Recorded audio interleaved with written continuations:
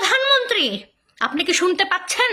আমাদের দেশের সর্বসেরা বিদ্যাপীঠের ছেলেমেয়েরা কি বলে চিৎকার করছে রাস্তায়? স্বৈরাচার, স্বৈরাচার।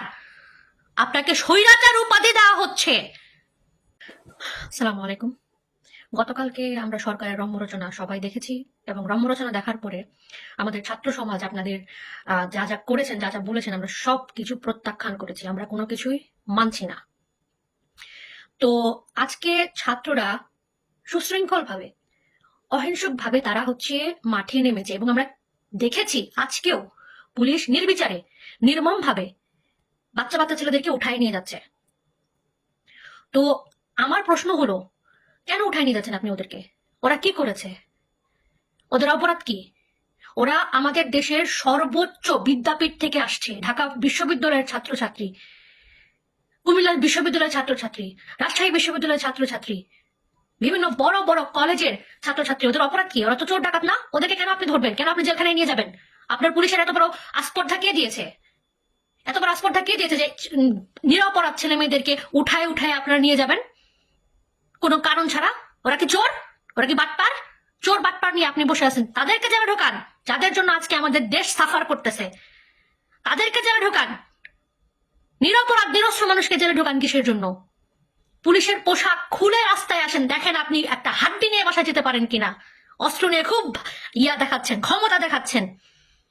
অস্ত্রটা একটু বাইরে রেখে আসেন, দেখেন আপনি আস্ত যেতে পারেন কিনা। উল্টা ঝুলায় মারছে, দেখেন নাই? তাও লজ্জা হয় না?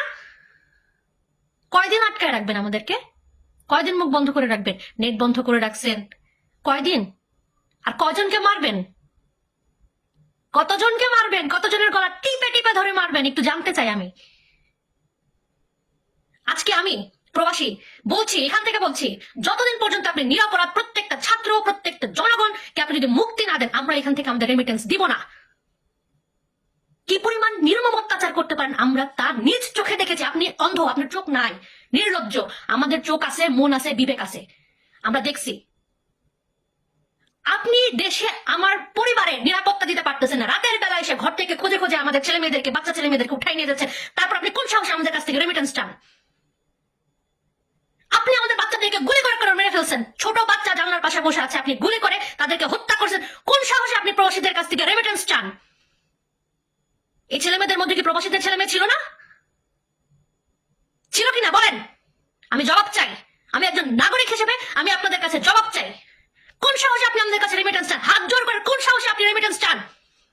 আমাদের ছেলে মেয়েদের রক্ত ঝরায় আমরা রেমিটেন্স দেবো আপনাদেরকে? আমরা রেমিটেন্স দেবো, আপনি সেই রেমিটেন্স দিয়ে বুলেট কিনে আবার আমার ছেলে মেয়েদের গায়ে গুলি করবেন? এত আস্পর্ধা, এত সাহস!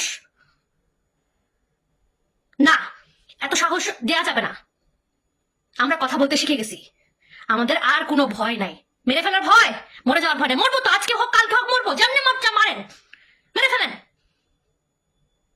আর কোনো ভয় নাই।